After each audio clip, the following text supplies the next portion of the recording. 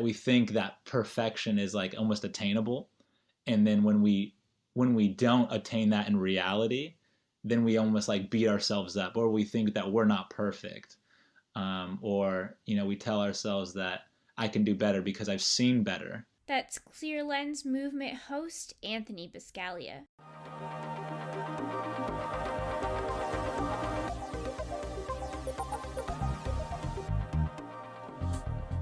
I'm your show host, Lauren Gombas.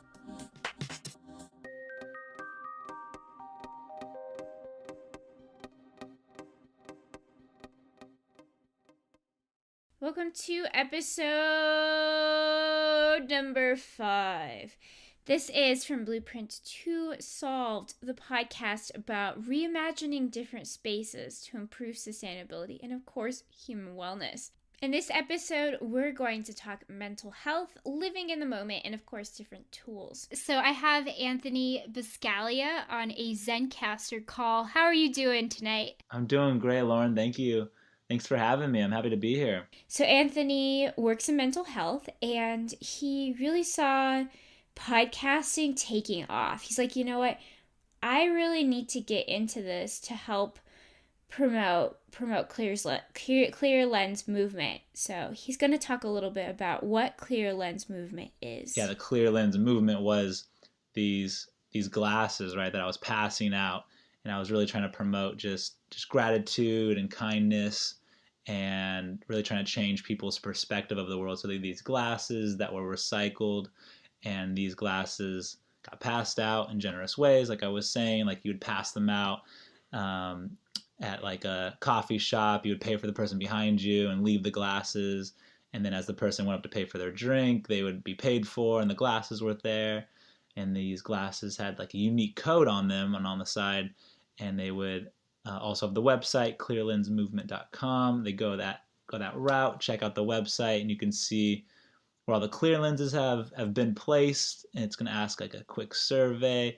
How did they get the glasses? What was their experience? How to make them feel? What was the number on them? And then how has clear lens changed their perspective? So it's just driving home that metaphor and reference to, the way you see the world really is really what it is, your perspective. It's how that one choice you do have in life is your perspective.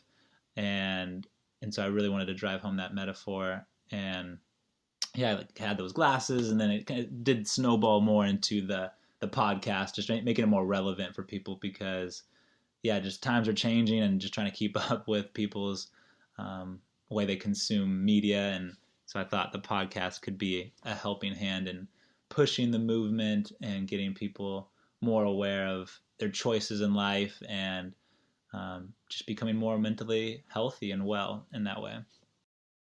I'm actually really glad that you brought up the glasses.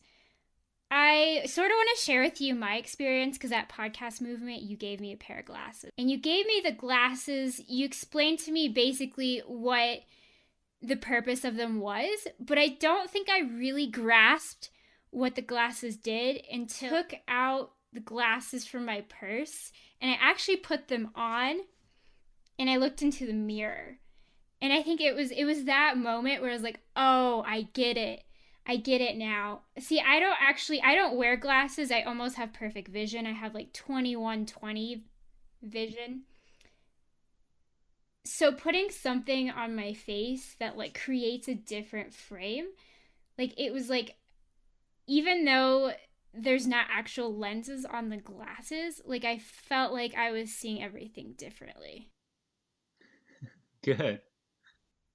So I want to do a little bit of brainstorming with you, since you have had some really great ideas about creating these different spaces. Do you have some other ideas or other projects that you're looking forward to doing that could improve positive thinking or gratitude? Yeah, I think that's a great question, and I do think about that a lot. Actually, I spend a lot of my time. I'm very guilty of future thinking, and I try to bring it back to more of the present moment.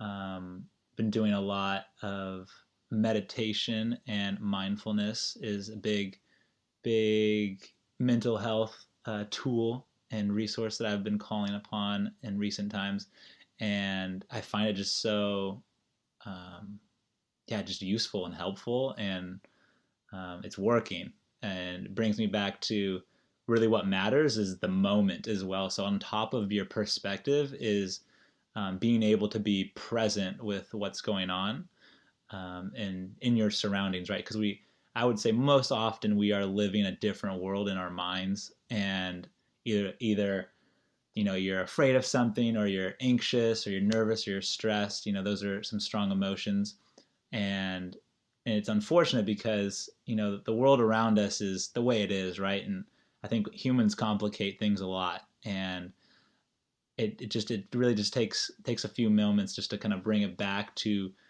the present moment. And so in creating a space, my mind's really around bringing that as just another resource, right? So I would love to create an app. I think that's definitely where the future is going, and creating it's just like another website, right? So I think a complementing the website that's already up, I could go an app and having some type of meditation or guided um, breathing, and just bringing people who do listen to the recordings to the present moment, as well as just sharing the resources that I've kind of built up over my time and studies.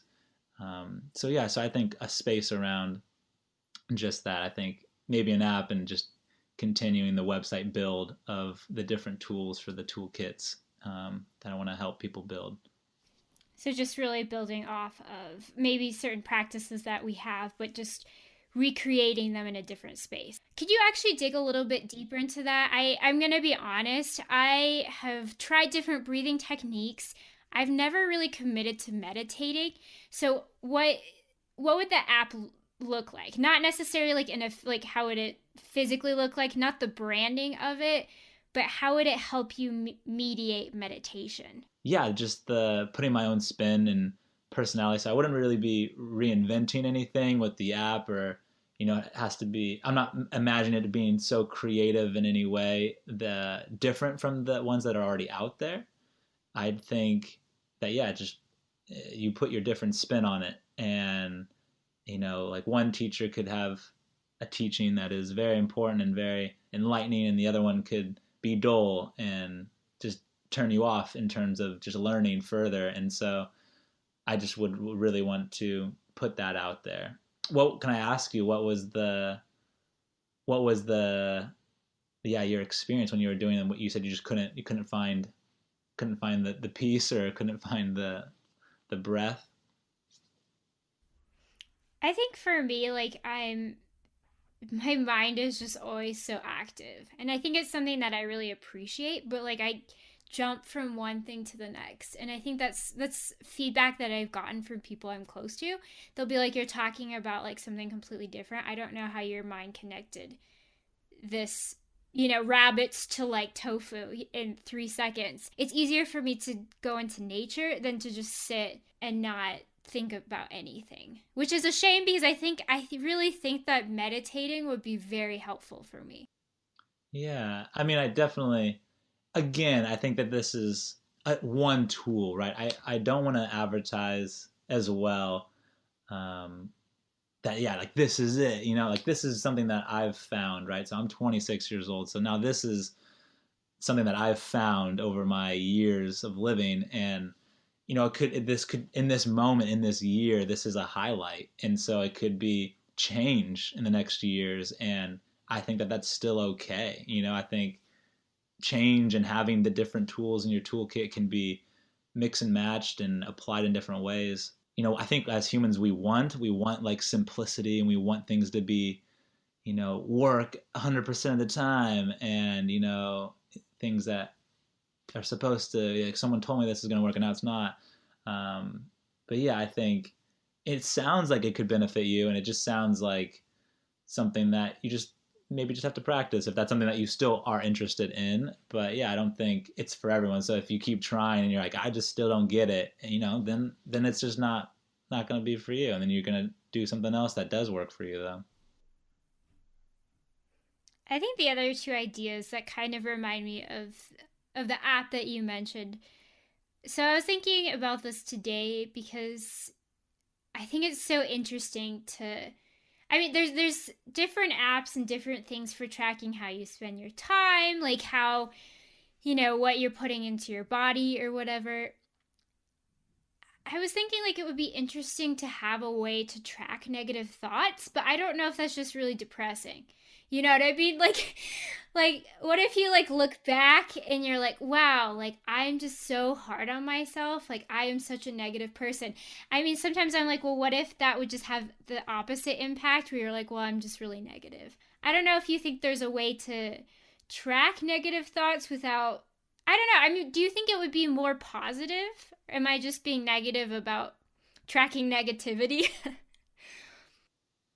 No, Lauren, I think you're onto something. I think, oh, at least I'll bring some of the research that I've kind of have on that. I guess is there are apps like that already, and it's yeah, I think it's very important to write that stuff down, because that's also another strategy in mental health, is to write down your anxious thoughts, write down your stressful thoughts, write down your negativity, and you keep a journal of it, right? So it's just another way to journal, and as you write this stuff down, you're going to start getting a lot of data, and then you can see potential patterns is what you're really going to be looking for, and then those patterns give you the clues to say, okay, well, I really think a lot about this, right? Or I really worry a lot about this.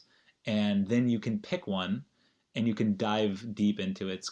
It's a CBT. So it's, I forget the acronym. It's cognitive behavioral therapy. That's what it is.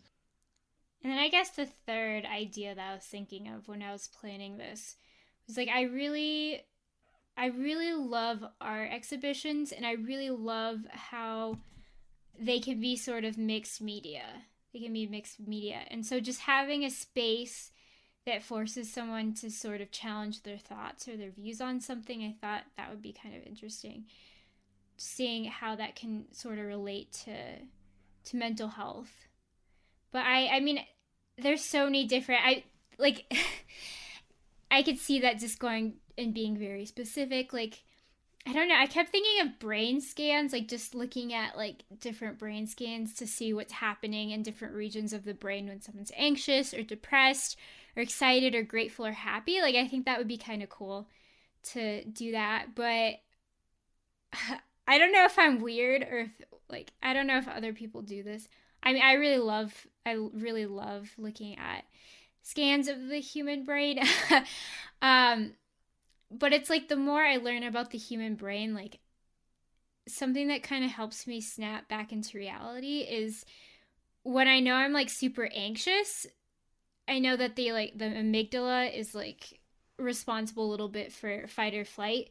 So I always start thinking and focusing on that part of the brain.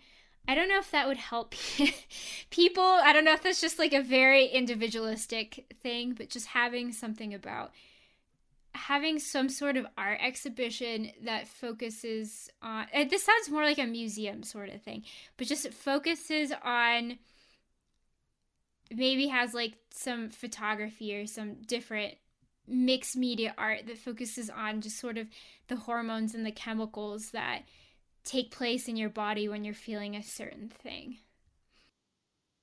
No, I like that. I think that'd be I'd walk through that. Like, right, if you're walking through this and there's, the different parts of the brain, and then there's images and different touch sensories maybe that associate to that, and just could really learn a lot actually if you're walking through like a kind of like a maze of the brain and different imageries and shapes of the brain. Well, Anthony, thank you so much for coming on to our show and talking about a couple different things, mental health, and really being present in the moment. Thanks for coming. Of course, Lauren. Thank you so much for having me, and I just wish you the best of luck with your podcast, and yeah, I think you're doing great things. So definitely keep up the work, and yeah, we'll talk again. For more content from Anthony Buscaglia, you can check out clearlensmovement.com, and of course, download the podcast on iTunes. It's Clear Lens Movement. This has been a From Blueprint to Solve the podcast about reimagining and redesigning different spaces to always make human wellness better and, of course, make sustainability better. We have releases every Friday. Next week, we're doing a new segment about some of the different spaces that really get it right when it comes to examining mental health, human wellness. And of course, we are going to do a recap on this episode, so check that out. If you haven't already, you can follow us on Blueberry. We're in their directory as From Blueprint to Solved. Talk to you guys next week, and of course, have an absolutely wonderful weekend.